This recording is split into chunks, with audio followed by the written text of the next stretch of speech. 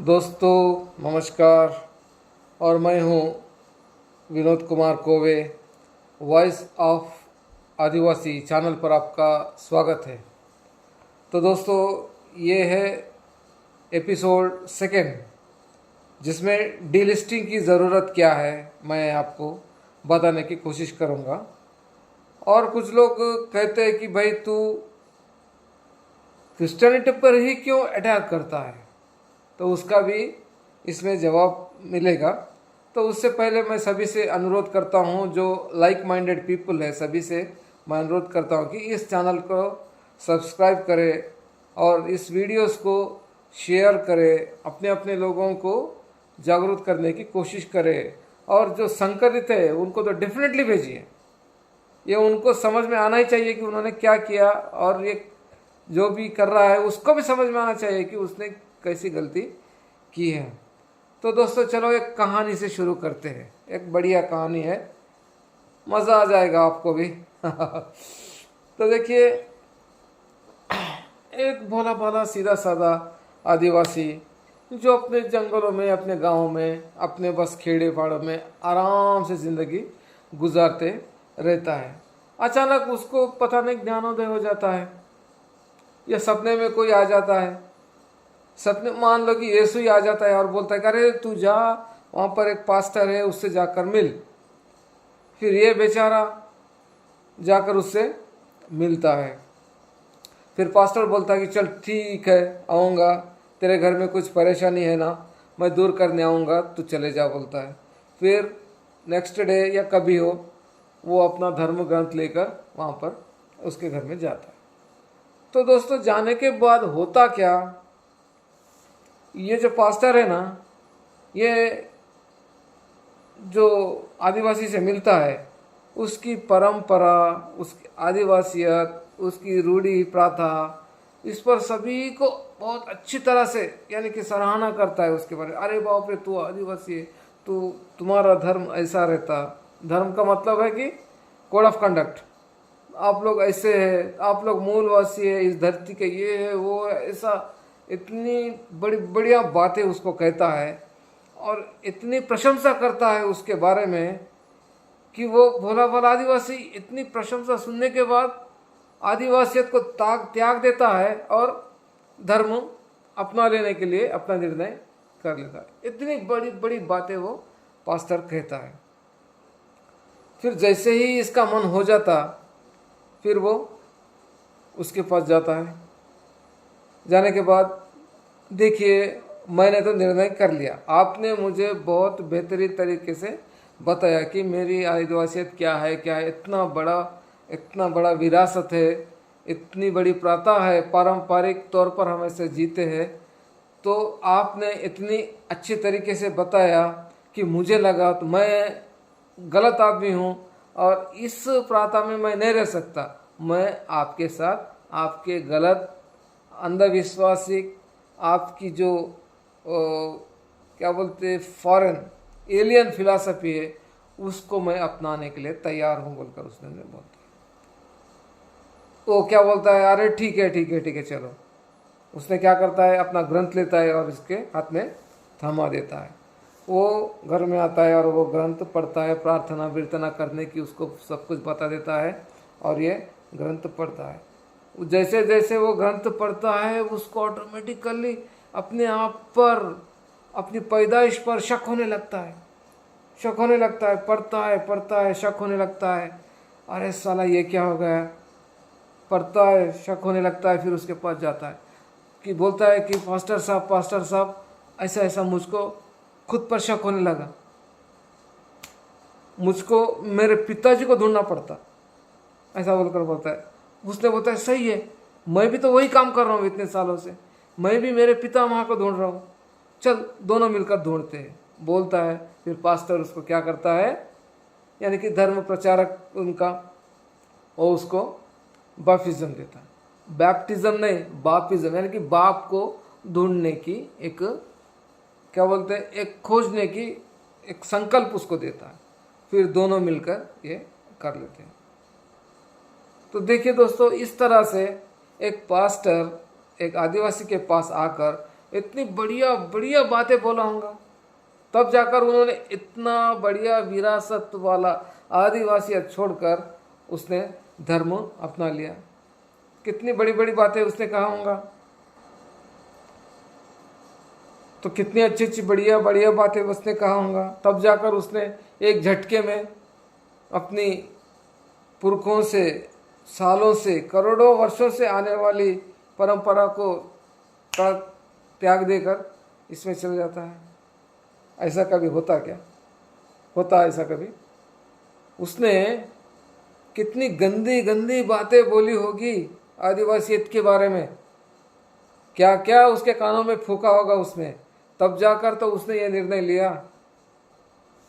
तूने अपना चाल खेल लिया, तूने भी गंदी गंदी बातें बोली, अब मेरी बारी है, मैं बोलूँगा, सेम प्रोसेस मैं भी करूँगा, मैं भी बोलूँ, अच्छी अच्छी बातें बोलूँगा। आपके जो धर्म ग्रंथ में जो स्टैंडर्ड तरीके से लिखे हुए हैं उन्हीं चीज़ों को मैं आपको बताऊँगा और अच्छी अच्छी बातें बताऊँगा आपके बारे में, और धर्म प्रचारक हो जाए। यानी कि जो कुछ आदिवासी बचे कुचे हैं इंक्लूडिंग मी, वो हम भी आप में आ सके, ऐसी बढ़िया बढ़िया बातें बताऊँगा। वो तेरी बारी थी, अब मेरी बारी है। तूने मेरे धर्म के बारे में बोला, तूने मेरे आदिवासियत के बारे में बोला, अब सरासर मेरा हक है, मैं बोलूँगा। अरे वो आदिवासी आदिवासी क्या, जो अपने पर अत्याचार हुआ, अपने बारे में गलत होएगा है तो उसको उसके बारे में गलत क्यों ना बोले, उसको रिफ्यूट करना करे, वो आदिवासी होता है क्या? रिफ्यूट करना ही पड़ेगा। तो दोस्तों, इस तरह से ये जो अपना आदिवासी जो भाई अपना था वो उन पर मिल गया, और वो ग्रंथ पढ़ते पढ़ते, वो प्रार्थना करते करते उसको खुद पर शक हो गया और वो अपने पिता के खोज में निकला था। अरे कम से कम अपने माता पिता को पूछ तो लेना था। मेरा मतलब है पिताजी उसके बारे में नहीं, मैं कैसा पैदा हूँ ये उसके बारे में नहीं बोल रहा हूँ मैं, कि कम से कम उनको पूछना तो था कि मैं यहाँ पर ऐसा जाने वाला हूँ, तो वो कम से कम ये तो बताते थे कि भाई अरे नहीं, अपने दादा परदादा ये ऐसी परंपरा है अपनी, ये है वो, ऐसा कुछ तो बताते थे। वैसा नहीं, निकल पड़े, शक हो गया खुद पर, पिताजी कहाँ है, पिताजी कहाँ है, चलो ढूंढो, पिताजी के खोज में ढूंढो। इस तरह से ये लोग करते हैं दोस्तों। तो ऐसी मनस्थिति वाले जो उसने गया, हाँ, जो सालों से पिताजी को ढूंढ रहा, फिर ये नया गया, हाँ, ये धार्मिक व्यभिचारी नया उससे मिल गया, ये भी दोनों मिलकर पिताजी को ढूंढ रहे। हमें तो मालूम है भाई हमारे पूर्वज कौन है, कौन क्या है, हमको सब पता है। अब आप लोगों को पता नहीं है, उसको भी पता नहीं है, तुझको भी पता है, तुम दोनों भाई हो गए ना, तुम्हारे हमारे से क्या रिश्ता है, तुम दोनों, उसको जो भी प्रावधान मिलता है गवर्नमेंट से तुझको भी वही मिलेगा, दोनों मिलकर आराम से रहो, हमारे भाई लोग हम आराम से रहते। इसीलिए डिस्टिंग बहुत ही ज़रूरत है। इनकी सोच बहुत विनाशकारी है। ये लोग अगर अपने सोसाइटी में रहेंगे तो अपनी सोसाइटी भी धीरे धीरे धीरे उसी रास्ते पर चलेगी। इनको 100% सोशली बाइकाट करना पड़ेगा। सामाजिक तौर पर किस तरह से आप उन पर पाबंदी लगा सकते हो, उस तरह से पाबंदी लगा लीजिए। उनके साथ किसी तरह का यानी कि वैवाहिक संबंध हो, किस तरह का अनेक सामाजिक संबंध हो, रखने का नहीं।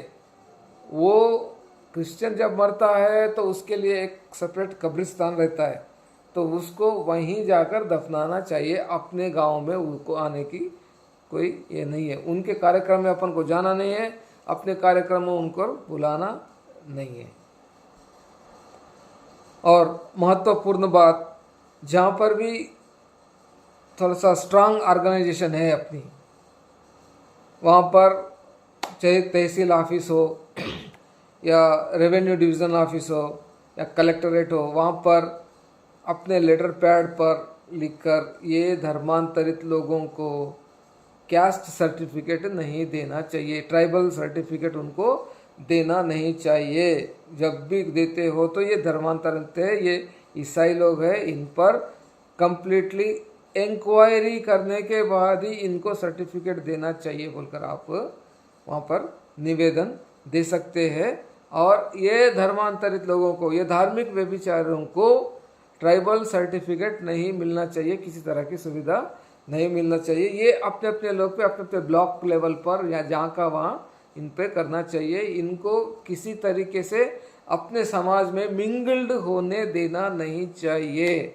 ये एक सड़ा हुआ आम है, वो सारे आम को सड़ा देगा भैया। देखो, आपको रिफ्यूट करना बहुत ही ज़रूरी है, इनको रिजेक्शन करना ही ज़रूरी है, सोशल बाइकाट करना बहुत बेहद ज़रूरी है। और जो बचे कुचे लोग हैं उन तक ये मैसेजेस पहुंचाओ और उनको बढ़िया समझाने की कोशिश करो कि भाई तेरी विरासत एक बहुत बड़ी एक अमूल्य है, उसे छोड़कर ऐसे फालतू धंधे में अंधविश्वास भरकर मत जाओ, बोलकर उनको समझाना बहुत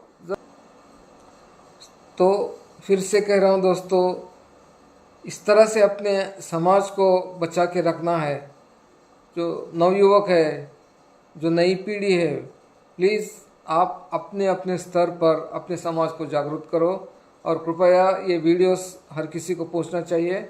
सब्सक्राइब कीजिए, शेयर कीजिए, कुछ सुझाव होंगे तो ज़रूर देना, मैं एक्सेप्ट करने के लिए तैयार हूँ।